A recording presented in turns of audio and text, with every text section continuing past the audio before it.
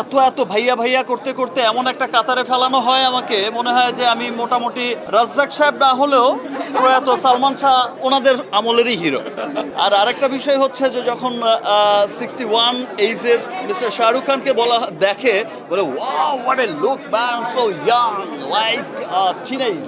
আর যখন টম ক্রুজকেও দেখে বা হলিউড কোনো স্টারকেও দেখে 64 ইয়ার্স ওল্ডের, সেখানে ভাই আমার যখন লুক একটু চেঞ্জ করি, একটু ক্যারেক্টারে যাই বা একটা সুন্দর আমার বয়স অনুযায়ী আমি যখন একটু ঠিকঠাক হয়ে সিনেমায় প্রেজেন্ট হতে যাই ক্যারেক্টার অনুযায়ী, তখনই বলে দেখেছো ভাই কি ট্রান্সফরমেশন ভাই, 48 তারপরও কি করে ফেলেছে। ওরা ভুলেই যায় যে ভাই 61 এজ দেখেও তুমি বলছো যে ভাই ফাটিয়ে দিয়েছে, ভাই কি হয়েছে, ভাই কি হাজার কোটি টাকার বিজনেস হয়েছে। এনিওয়ে, এই সমস্ত লুকফুকের সমস্ত ক্রেডিট হচ্ছে আমার ডিরেক্টর আদমান রুশোর, প্রোডাকশন হাউসের।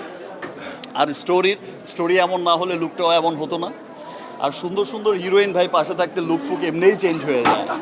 এই ছবির মধ্যে দিয়ে রুশো আমাকে সবই শিখিয়ে দিয়েছে। একটা পিয়ানোর গান ছিল, কেউ বুঝতেই পারবে না যে আমি বাজিয়েছি না কে বাজিয়েছে, আসলে আমিই বাজিয়েছি।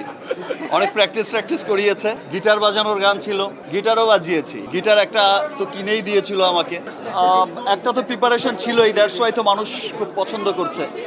আর আরেকটা ইন্টারেস্টিং বিষয় হচ্ছে যে আগামীকাল মানে মুক্তির এত পরপরই একটা সিনেমা, আমরা এটা আগে থেকেই দাদাদের প্রিপারেশন ছিল যে আমরা পারলে তো আমরা একসাথেই ইন্টারন্যাশনালি গ্লোবালি সিনেমা রিলিজ করতে চাই। তো এটা অলমোস্ট একসাথেই হচ্ছে গ্লোবালি, পুরো পৃথিবীময় যেখানে যেখানে স্টার্ট করতে পেরেছে যতগুলো কান্ট্রিতে, নর্থ আমেরিকা থেকে শুরু করে ইংল্যান্ডও আছে, আর অস্ট্রেলিয়ার কী দেশ যেন আছে।